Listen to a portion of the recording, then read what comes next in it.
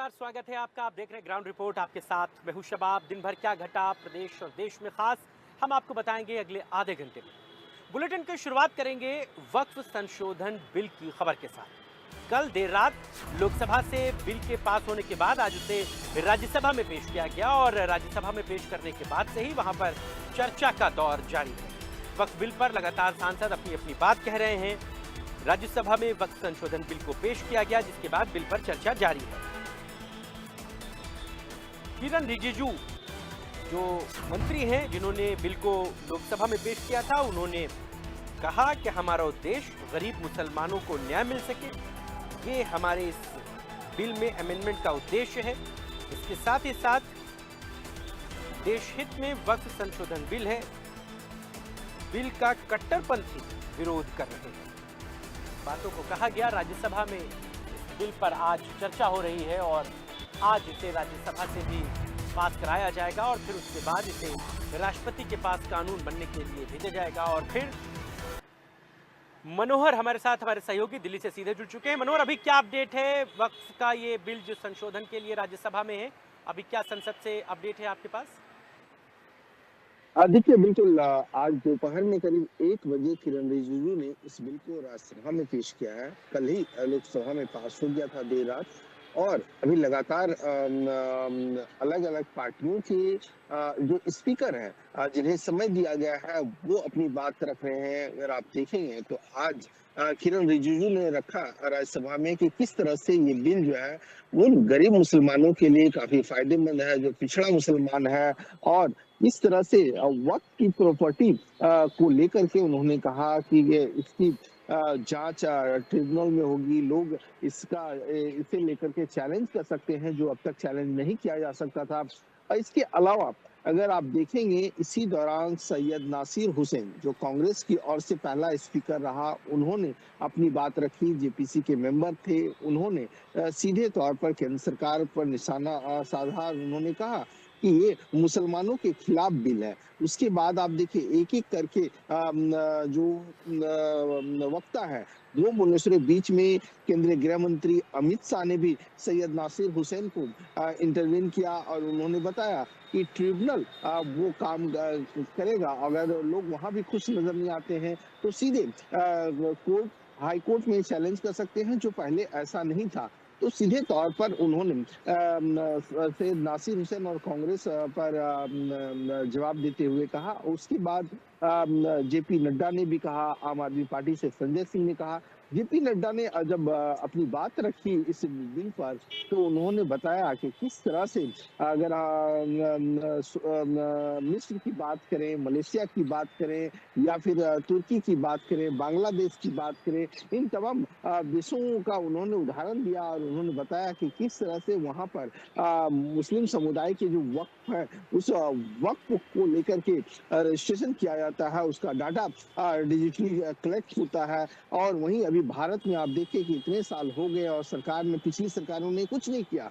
और साथ ही साथ उन्होंने ये भी बात बताई कि किस तरह से बांग्लादेश में अगर आप देखेंगे तो वहाँ पर भी मुसलमानों के लिए जो स्थिति है वो भारत में किस तरह से पिछली सरकारें उन्हें पीछे धकेलने की काम किया है। महिलाओं को, मुस्लिम महिलाओं को पीछे धकेलने की काम किया है, खास करके 3 तलाक को लेकर के रेफरेंस दे रहे थे वो। इसके अलावा अगर मैं बात करूं तो संजय सिंह ने भी भाजपा पर जो आरोप लगाया इस बिल के जरिए, उन्होंने कहा कि ये देश में दंगा भड़काने की कोशिश है। तो इस तरह से लगातार जो है अलग-अलग पार्टियों के पक्ष हो या विपक्ष के लोग हैं, बहस जारी है। और कुल मिलाकर के 42 स्पीकर हैं राज्यसभा में जो वक्फ बिल पर जो है सो अपनी राय, अपनी पार्टी की राय रखेंगे। जी।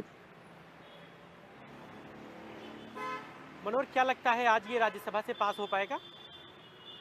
देखिए बिल्कुल राज्यसभा से ही पास हो जाएगा, क्योंकि अगर आप संख्या बल देखेंगे तो बीजेपी के पक्ष में संख्या बल है। कुल मिलाकर के बीजेपी के पास जो है तो अभी 120 प्लस, मतलब 120 से ज्यादा सांसद राज्यसभा में हैं। 98 बीजेपी के हैं और 115 एनडीए के कुल मिलाकर के हैं। वहीं अगर हम बात करें 6 नॉमिनेटेड सांसद हैं, निर्दलीय सांसद भी हैं। तो ऐसी स्थिति में भाजपा के पास पर्याप्त संख्या बल है, क्योंकि अगर आप देखेंगे तो 118 ही चाहिए और बीजेपी के पास 122 के करीब है।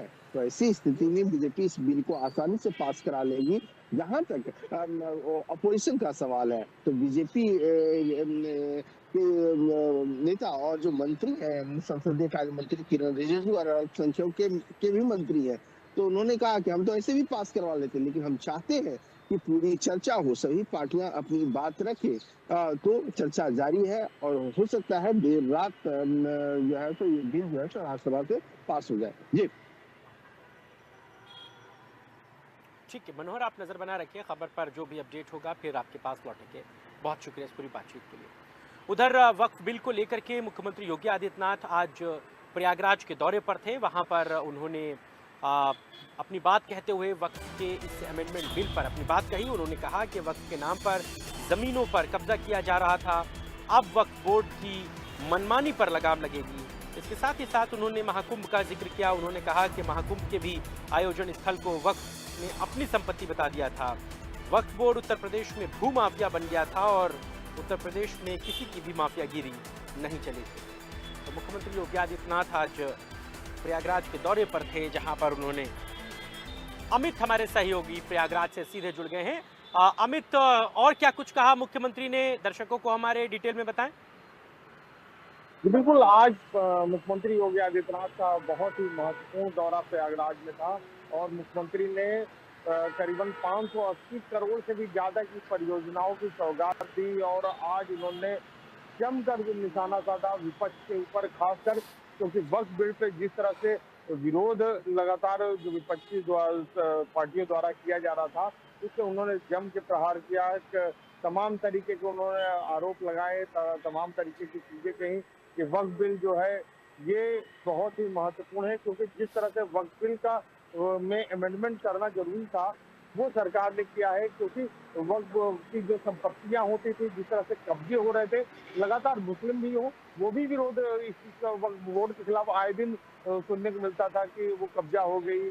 प्रयागराज में भी सैकड़ों करोड़ की जो जमीनें थी वो अतीक अशरफ थे, जो माफिया थे, उन्होंने कब्जा की हुई थी, जिसको मुक्त कराई जा रही है। अभी भी काफी जमीनें जो है कब्जे में है, वो भी अब मुक्त कराने का लगातार प्रयास चल रहा है। तो ये वक्फ बिल के लिए बहुत जरूरी था वक्फ बिल आना, तो इसी को लेकर मुख्यमंत्री ने आज कई काम किया और लगातार जिस तरह से वक्फ बिल का विरोध हो रहा है। ठीक है अमित, बहुत शुक्रिया इस पूरी ठीक है अमित, बहुत शुक्रिया इस पूरी जानकारी के लिए। आप नजर बना रखिए खबर पर, आगे जो भी अपडेट्स होंगे फिर आपके पास लौटेंगे। अगली खबर वाराणसी से आपको बताएंगे, जहां पर पूर्व जेल अधीक्षक उमेश सिंह की मुश्किलें बढ़ी हैं और पूर्व डिप्टी जेलर रतन प्रिया के मामले में जांच पूरी हो गई है। इस मामले में उमेश सिंह को दोषी पाया गया है। अनुशासनहीनता पर उमेश पर कार्रवाई होगी। रतन प्रिया ने उमेश सिंह पर गंभीर आरोप लगाए थे। डीजी जेल मुख्यालय इस पूरे मामले की जांच कर रहे थे। तो ये बड़ी खबर है इस वक्त आपके टीवी स्क्रीन पर। वाराणसी से यहाँ पर पूर्व जेल अधीक्षक उमेश सिंह की मुश्किलें बढ़ी हैं। पूर्व डिप्टी जेलर रतन प्रिया ने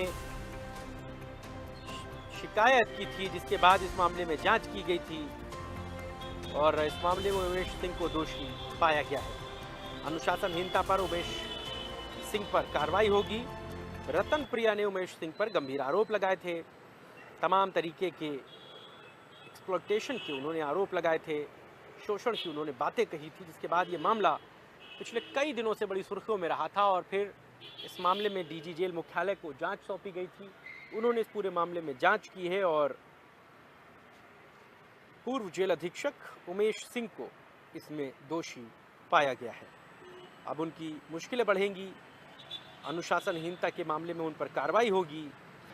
आकाश हमारे साथ, हमारे सहयोगी वाराणसी से सीधे जुड़ गए हैं। आकाश, क्या कुछ रहा इस जांच रिपोर्ट में, क्या कुछ निकल कर आया है, किस तरीके से ये दोषी पाए गए हैं?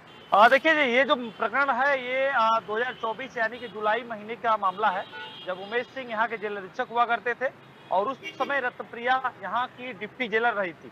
हालांकि उस समय भी रत्नप्रिया ने एक आरोप लगाया था उमेश सिंह के खिलाफ, जिसमें उन्होंने कहा था कि जब जब हम ऑफिस में जाते थे तब तब उमेश सिंह कपड़े ठीक नहीं पहनते थे और उनका जो पाँव रहता था वो बेंच यानी टेबल के ऊपर रहता था, जो हम महिलाओं में काफी असहज होता था।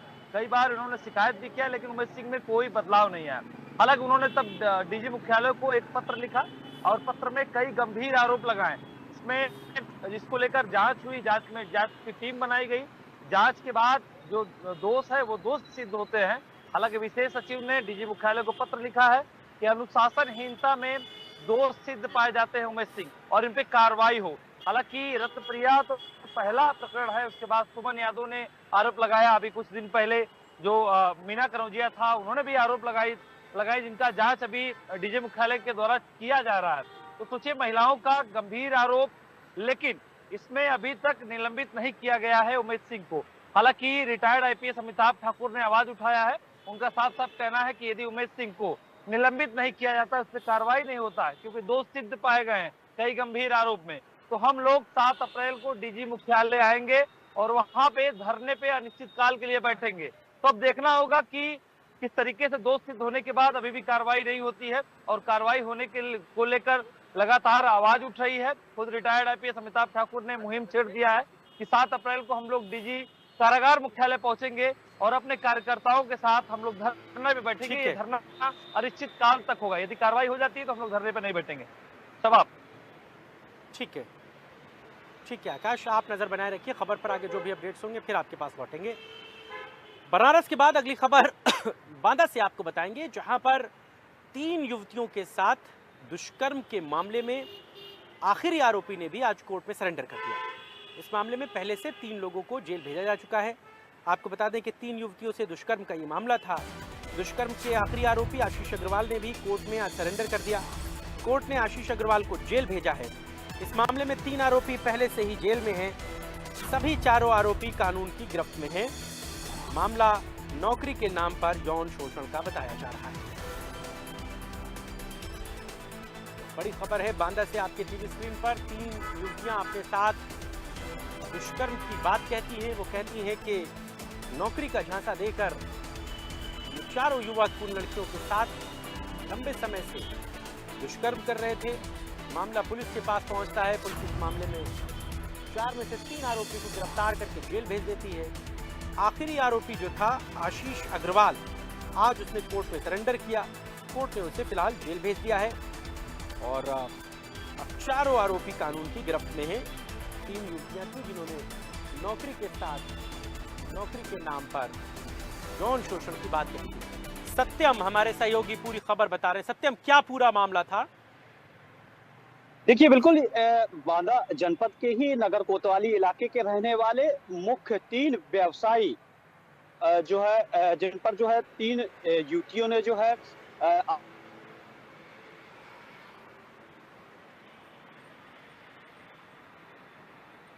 लगाया। लिहाजा इसके बाद में सत्यम, उनको जो टेक्निकली प्रॉब्लम हो रही है, आपका नेटवर्क क्लियर नहीं है। अगर आपको मेरी बात सुनाई पड़ रही हो तो अपना सेंटेंस पूरा करें।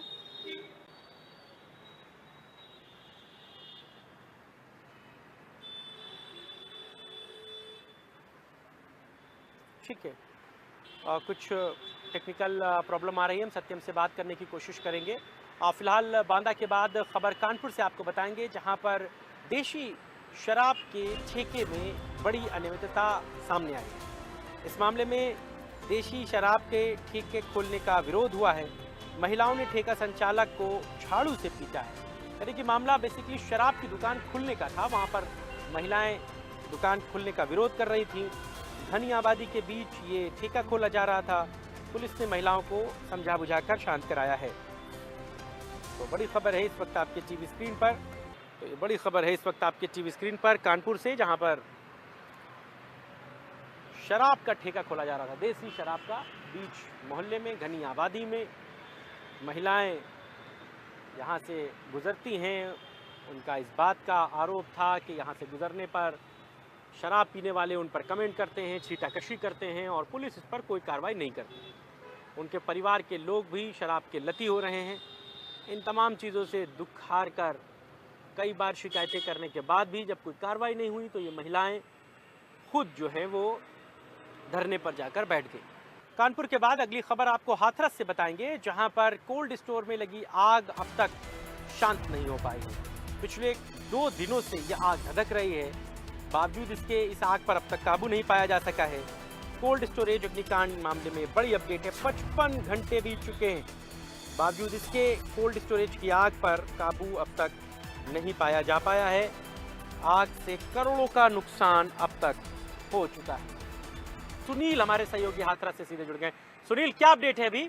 जी शबाब, बिल्कुल आपको बता दूं, तकरीबन 60 घंटे इस हादसे को बीतने वाले हैं। ये परसों सुबह की घटना है। अभी तक इस पर लगी आग पर काबू नहीं पाया जा चुका है, क्योंकि जिस तरीके से जो आग लगी है वो कोल्ड के पहले चैम्बर में लगी थी, जहां पर किराने का सामान रखा था, मिर्च, धनिया, जीरे इत्यादि तमाम ऐसे सामान थे जिसकी जो धस होती है उसकी वजह से जो फायर ब्रिगेड कर्मचारी हैं वो उस आग के अंदर तक नहीं पहुंच पा रहे हैं। और आज बताया गया था कि जो आग उसने दूसरे चैम्बर जहाँ पे आलू का भंडार है उसमें भी पहुंच चुकी है। लेकिन पिछले 2 दिनों से संसाधनों के अभाव में की फायर ब्रिगेड की टीमें यहाँ लगी हुई हैं। 1 दर्जन से अधिक दमकल की गाड़ियां हैं और कल मथुरा रिफाइनरी से एक स्पेशल दमकल की गाड़ी मंगाई गई, उसका भी प्रयास जारी है। और जो बरेली से एसडीआरएफ की टीम है वो भी यहाँ 3 दिन से डेरा डाली हुई, वो भी पूरा सारा प्रयास कर रहे हैं। और जो गोदाम जो कोल्ड है उसको भी कई जगह से बीच बीच में तोड़ा गया है, लेकिन 14 इंच की मोटी दीवार होने की वजह से गोदाम टूट नहीं पा रहा है, और जिसकी वजह से जो फायर ब्रिगेड कर्मचारी आग के किनारे तक नहीं पहुंच पा रहे हैं। और वजह यही देखी जा रही है कि जहां पर वो आग लगी हुई है, जिस तरीके से आग सुलग रही है अंदर ही अंदर, तो आग तक पहुंच पाना फायर ब्रिगेड कर्मचारियों का मुश्किल हो रहा है, जिसकी वजह से आग पर अभी तक काबू नहीं पाया जा चुका है। और जिस तरीके से जो कोल्ड होता है उसका एक नीचे बेस होता है, बेस के अलावा जो पूरा कोल्ड में कंस्ट्रक्शन होता है वो लकड़ी के जो कह सकते हैं लकड़ी की रैक जो होती है उस पर बना होता है। तो धीरे धीरे जो लकड़ी की जो रैक है वो सुलगना शुरू हो गई है, उनमें भी आग लग चुकी है, लेकिन उसके बावजूद भी अभी तक इस पर काबू नहीं पाया गया। जी शबाब। और किस वजह से आग लगी थी और किस चीज़ का ये कोल्ड स्टोरेज था, क्या इसके अंदर रखा हुआ था, कैसे आग लगी, कुछ पता चल पाया अभी तक? अजय शबाब, बिल्कुल आपको बता दूं, ये शॉर्ट सर्किट से आग लगने का कारण बताया गया था, जिसमें ये परसों सुबह की बात है कि जब सुबह तक तकरीबन देर रात में इनकी आग लगी थी, लेकिन 9 बजे जो कोल्ड के मालिक है उनको सूचना आई, उसके बाद फायर ब्रिगेड की टीम को सूचना मिली 9:30 बजे से, यानी परसों सुबह 9:30 बजे से फायर ब्रिगेड की टीम अब तक वहां लगी हुई है। यहाँ पर इस कोल्ड के अंदर जो सामान है वो किराने का सामान रखा हुआ जहां पर जो आग लगी थी, लेकिन इसके अलावा भी जो इसमें टोटल 5 चैम्बर है, 5 चैम्बर के अलावा इसमें एक चैम्बर में जो किराने का सामान रखा हुआ था, जिसमें शॉर्ट सर्किट के चलते इसमें आग लगी। और आग इतनी भीषण हो चुकी थी कि जो आज का जो दिन है, आज का अपडेट का अगर बात करें तो जिस तरीके से गोदाम कोल्ड के अंदर जिस तरीके आग लगी हुई है, आग के बाद छत ने चटकना शुरू कर दिया था और आज वो छत धीरे धीरे चटक करके गिरना शुरू हो गई है। लेकिन आज आग है वो एक चैम्बर से दूसरे चैम्बर में जाना शुरू कर दिया, दूसरे चैम्बर में भी आग लग चुकी है, लेकिन कहीं ना कहीं संसाधनों के अभाव की वजह से आग पर अभी तक कंट्रोल नहीं पाया। लेकिन हालांकि प्रशासन की बात करें तो जिलाधिकारी और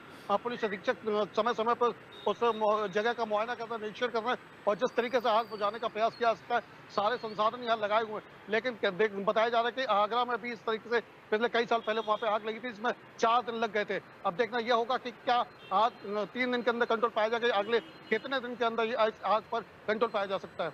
जी शबाब। तो आप नज़र बनाए रखिए, आगे खबर पर क्या अपडेट रहते हैं फिर आपसे हम जुड़ेंगे। बहुत शुक्रिया सुनील इस पूरी जानकारी को हमारे दर्शकों तक पहुंचाने के लिए। इन्हीं तमाम खबरों के साथ ही ग्राउंड रिपोर्ट में आज के लिए बस इतना ही। देश और दुनिया की तमाम खबरों के लिए देखते रहिए इंडिया न्यूज़ उत्तर प्रदेश उत्तराखंड। फिलहाल मुझे और मेरी पूरी टीम को दीजिए इजाज़त।